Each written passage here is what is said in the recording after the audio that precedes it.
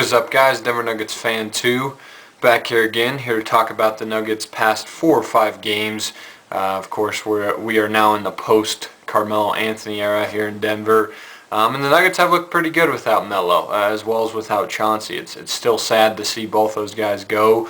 And it's been kind of very weird to watch the Nuggets as of late and not see Carmelo and Chauncey out there wearing Nuggets uniforms. But kind of is what it is. Got to move on, I guess, as a fan. Been a hell of a week or two now for the Nuggets organization, with obviously the trade for Carmelo, sending him and Chauncey to the Knicks, and us getting Gallinari, Chandler, Mozgov, and Felton in return.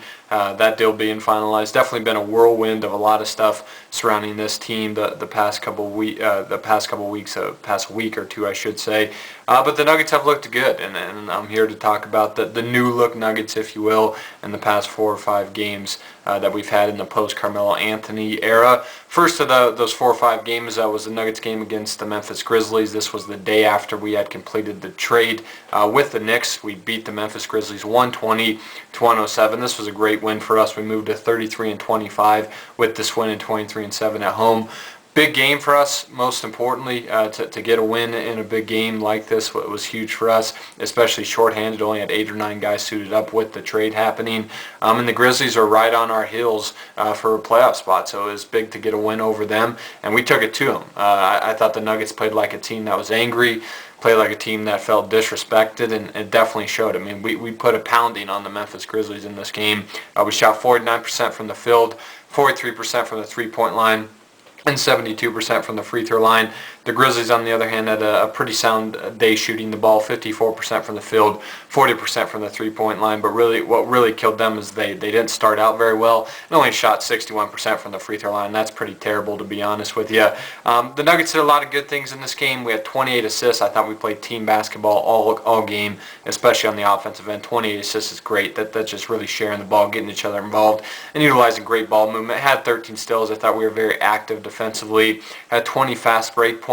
This is kind of what this new team's going to be, an up and down, run and gun style of team, getting on the break, and we did that really well here against the Memphis Grizzlies. Had 20 fast break points. Outscored the Grizzlies 102-76 through the first 3 quarters. Like I said, we put a pounding on them. They came back there in the 4th quarter, but basically those were all garbage minutes, and our guys were tired at that point. Like I said, we were shorthanded in this game, and we caused 21 turnovers on the Grizzlies' part. I mean, like I said, we were just very active defensively. I thought we played 3 really solid defensive quarters in this game. Even though we gave up 34 points in that 3rd quarter, that was pretty bad. But for the most part, I thought we played pretty solid 3 solid quarters of defensive basketball. I mean, you hold the Grizzlies to 76 points through 3 quarters. That's pretty solid. But like I said, kind of fell asleep at the wheel there in the 4th quarter. But we were shorthanded. A lot of our guys were tired at that point. Played tons of minutes in this game. And those were garbage minutes for the most part. Did do some bad things, like I said, defensively kind of fell asleep at the end, but you kind of got to give the Nuggets the benefit of the doubt there. Gave up 52 points in the paint. I thought our interior defense wasn't the greatest. Tony Allen and especially the whole Memphis Grizzlies team, but mainly Tony Allen got a lot of easy points in the paint. Thought our interior defense wasn't great here. Gave up 17 fast break points, so while where we got out in transition on the break offensively and scored, had a ton of fast break points on the Grizzlies. They also kind of answered back with 17 of our own, and we allowed 12 offensive rebounds. That's still a recurring problem for us, something we got to fix, and it's something that it definitely got to fix if we want to beat some of the better teams in the West and in the league in general. And like I said, a lot of those stats and numbers were due to garbage time. I thought for the most part we played really well in the first half on both ends of the court. In the 3rd quarter, I thought we had a great offensive quarter and a solid defensive quarter, even though 34 points given up in that quarter, that's not very good at all. And like I said, a lot of the Grizzlies' points in the 4th quarter were mainly garbage points. Getting into some individual numbers here, J.R. Smith led the way for us, basically kind of filled in for Carmelo, if you will. Had 26 points, 8 rebounds, 5 assists, 2 steals, was 9 of 22 from the field, and 6 of 11 from the three-point line. I've said before, I like J.R. when he's he plays more controlled basketball, if you will. He doesn't take stupid shots. He doesn't play wildly, if you will, and plays sound defense as well as he's capable of. This game he played a little wild. I didn't really like his shot selection, but he still played great. I mean, the 26 points, that was awesome. defensively, I thought he did a phenomenal job on the glass. Rebounding, JR has really improved that part of his game this year. And had 5 assists as well. I thought he did a great job of sharing the ball, caused a couple turnovers defensively. But the 11 three-point shots, I don't like seeing that out of any individual. I don't care if you're Ray Allen or Reggie Miller. Taking 11 three-point shots, that's not very great shot selection at all. But he still hit 6 of them, so you kind of live with it in a sense.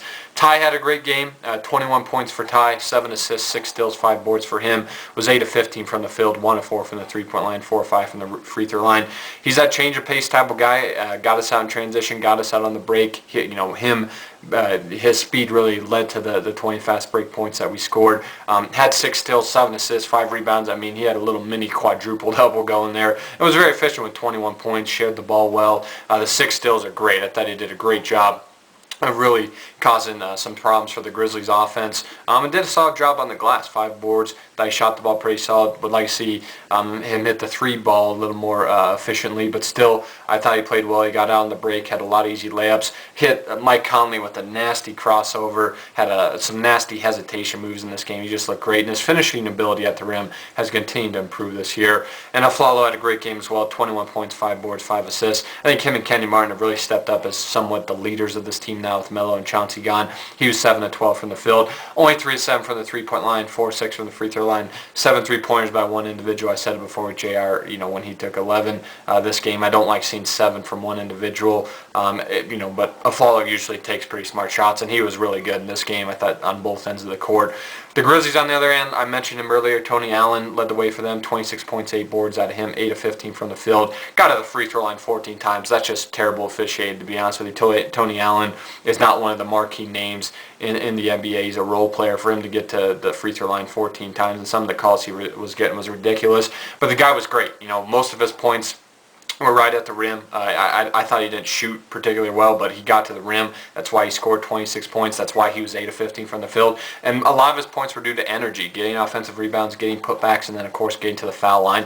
And Tony Allen was good. He hurt us against the Grizzlies the first time around, in the last game we played the Grizzlies, right before the whole Melo drama came to a head, and killed us here once again, but unfortunately his team didn't help him out. OJ Mayo had a good game off the bench, 21 points, 3 rebounds for him, 8 of 14 from the field, 2 of 7 for the three-point line, 3 of 5 from the free throw line. Guy has no consciousness.